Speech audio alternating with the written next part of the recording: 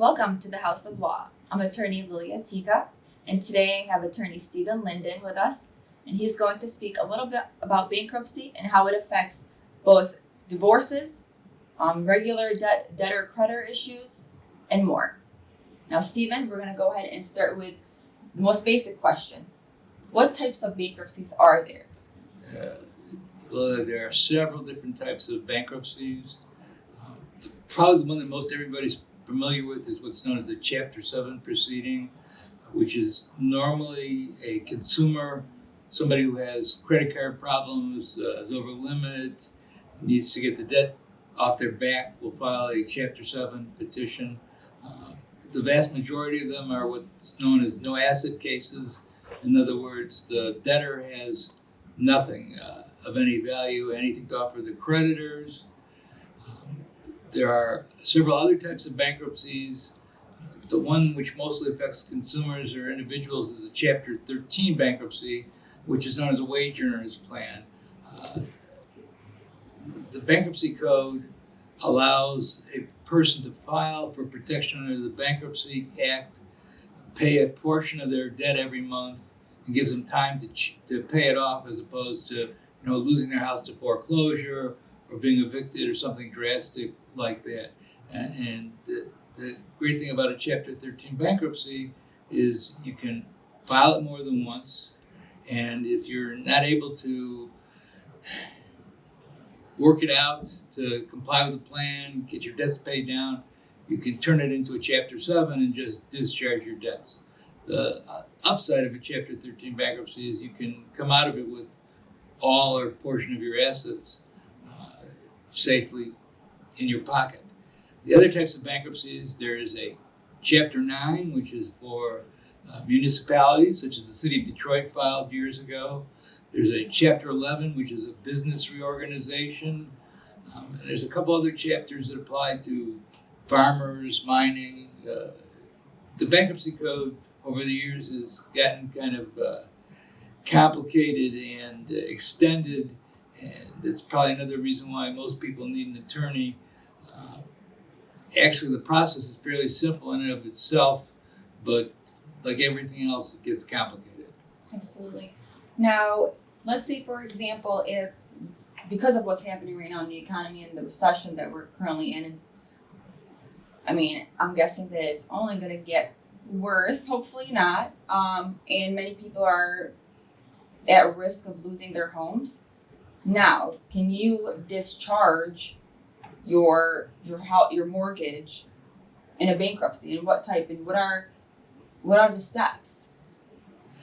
Okay, that question's getting a little complicated too, because it's going to depend on several things. I assume we're talking about a straight Chapter 7 bankruptcy, which is most people, and you can exempt a portion of your equity in a home.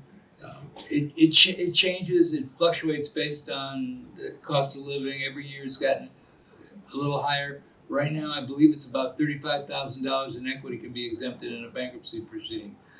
But that doesn't mean you can own $1 million house and file bankruptcy and expect to keep it. You can keep that $35,000 in equity, but the rest is going to go to your creditors. So filing a bankruptcy can be, like I said before, complicated. You want to save your assets, you want to protect your home, but there's limits to what you can do to protect it. My experience, there are several other alternative ways of keeping your home, but they require a lot of planning and foresight ahead of time. Unfortunately, a mortgage on your property, the debt would be discharged in the bankruptcy proceedings, but the lien stays there, which means that you're really no further ahead than before you filed. That's why a lot of times a Chapter 13 is a lot more attractive to people, because it will give them that 36 months or 5 years, however long the plan is, to get caught up on that delinquency in the mortgage and keep their house. Now, a bankruptcy, Chapter 13, Chapter 7, can be used to strip what's known as a second mortgage under certain circumstances. And even, I hesitate to say this because it's so complicated, but even a first mortgage if it's not properly perfected by the bank, can be discharged in bankruptcy. Now, would you care to elaborate on what that means to perfect it by the bank? Yeah, a couple of times I've seen it in bankruptcy court. It's never actually happened to one of my clients, but they'll get a loan. Somebody will get a loan from a mortgage company, and the mortgage company forgets to record. They're getting the payments for a while. The person stops paying.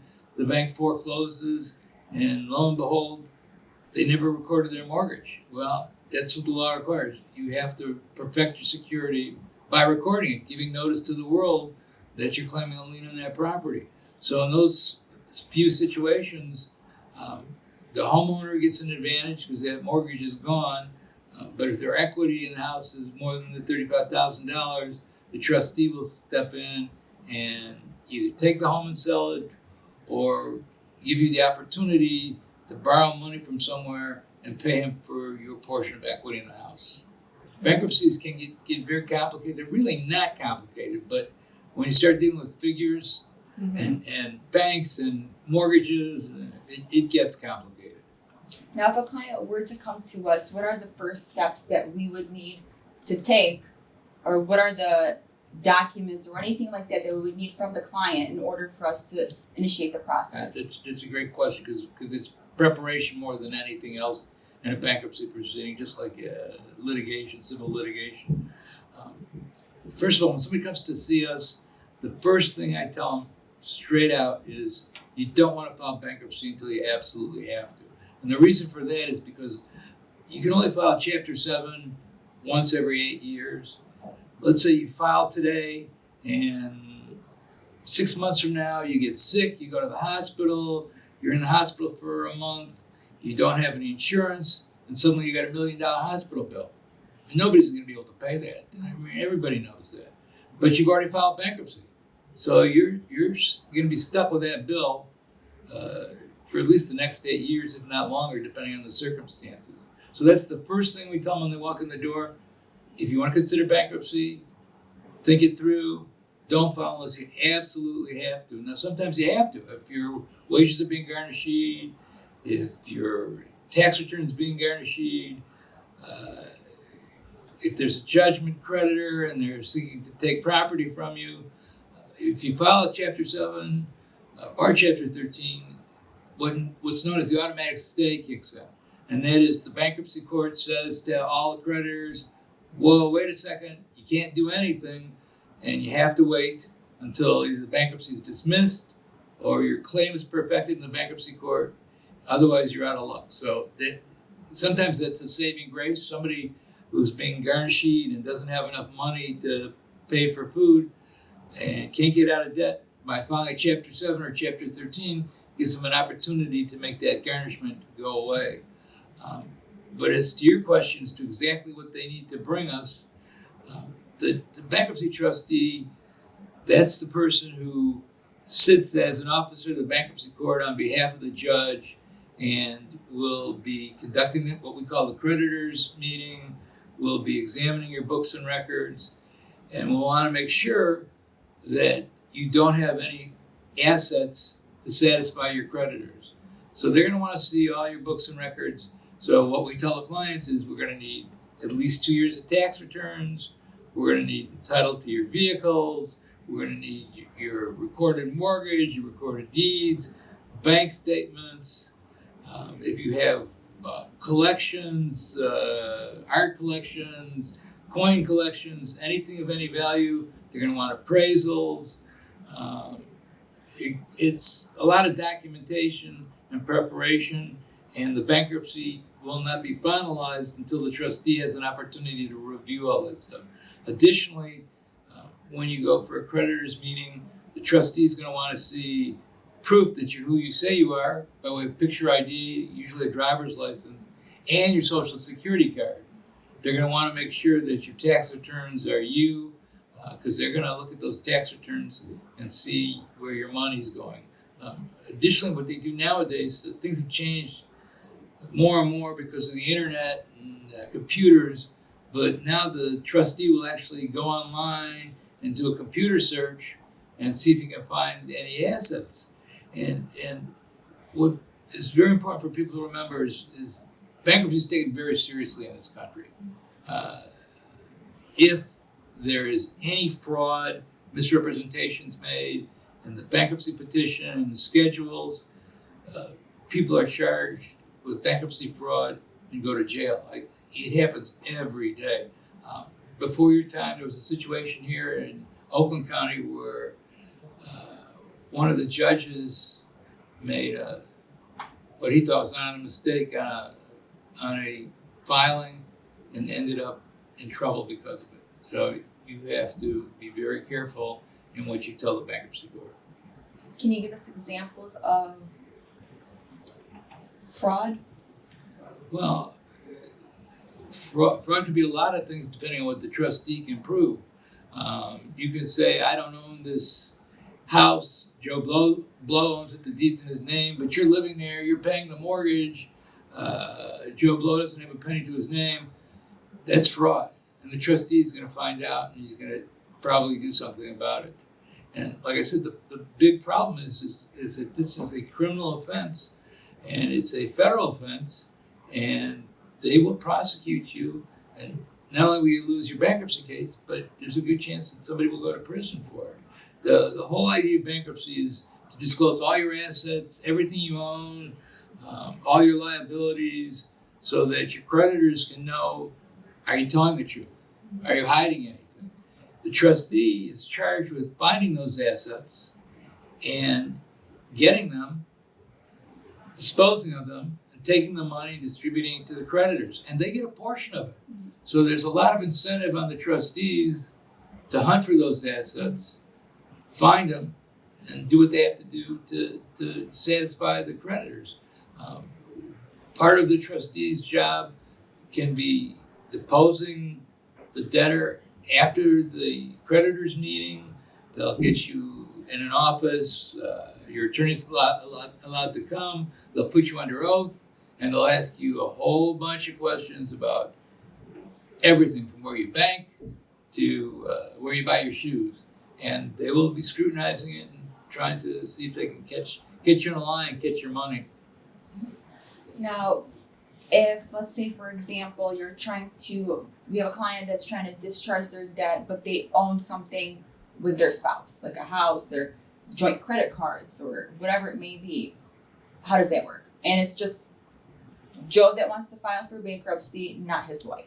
It's not an atypical situation where the husband files and the wife doesn't, or vice versa, depending on who ran up the bills and whose credit was used.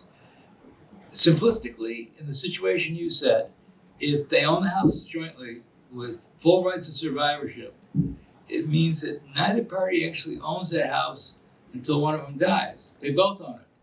So that is a protection in the bankruptcy court. If one spouse files and the other one doesn't, and the real estate is owned jointly with rights of survivorship, the trustee is not going to be able to touch it, at least per se. He may be able to make some arguments that you put your assets, you diverted them from your creditors and used it to build up equity in the house, and may be able to do something that way. But as far as executing and taking the property and selling it to satisfy your creditors, he's not going to be able to do that.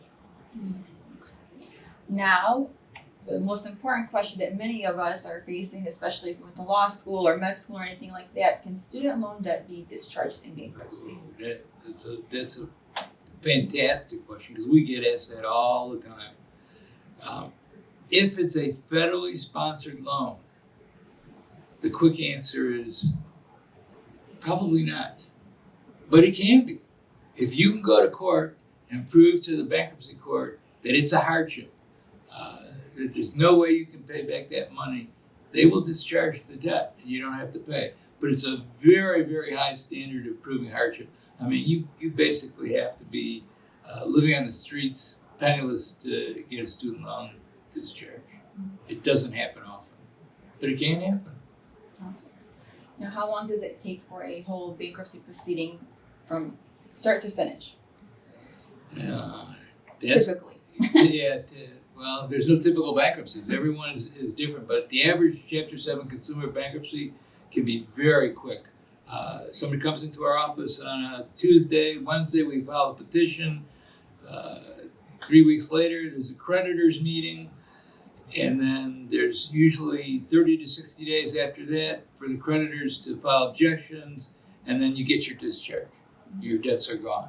That means, in effect, your creditors can't pursue you for that loan that you got that you never paid back. But other debts are still non-dischargeable, such as, we spoke about this briefly, child support, current taxes. There's a number of them that are not dischargeable. And your creditor has a right to challenge a debt in bankruptcy and ask the court to determine it's non-dischargeable. That debt was accrued by fraud, misrepresentation, and I've seen this happen several times with credit card companies. They will file an adversary proceeding to have a debt determined non-dischargeable because the person, when they came in to get the credit card or when they applied for it, said they were making $100,000 a year and had no debts, when in actuality they make $50,000 and they have $1 million in debts. And that's a pretty persuasive argument to have it determined non-dischargeable. Absolutely. Now, we do a lot of family law, and we have a lot of clients that ask if they can file for bankruptcy either before we initiate the divorce process or during the divorce process. Now, if our client is asking if they want to file for bankruptcy during the process, what would you advise them? I usually tell the clients to wait. And like I said earlier about filing bankruptcies to begin with, you want to wait as long as possible because nobody knows what tomorrow's going to bring. But as you all know from doing these divorces, that divorces don't solve your financial problems. They make them worse. So probably waiting and seeing how it settles out is better than filing unless you absolutely have to. Understandable. Now, any last words you'd like to say before we end the show today? Well, unfortunately, the current situation, a lot of people are out of work or underemployed, businesses are shutting down. Right now, bankruptcy filings are very low, but they're going to be high. I'm going to tell anybody who's listening to this to make this an option. Consider it. It gives you a fresh start, and a lot of people are going to need it. Now, do you want to provide us with your phone number so they can give you a call if they have any questions? I would be glad to. My cell is 248-225-8854. That's 248-225-8854. And if for some reason I don't answer you direct, leave me a voicemail message. I return all the calls. Yes, you do. Thank you so much for watching The House of Law. I'm attorney Lilia Tika. Have a wonderful day.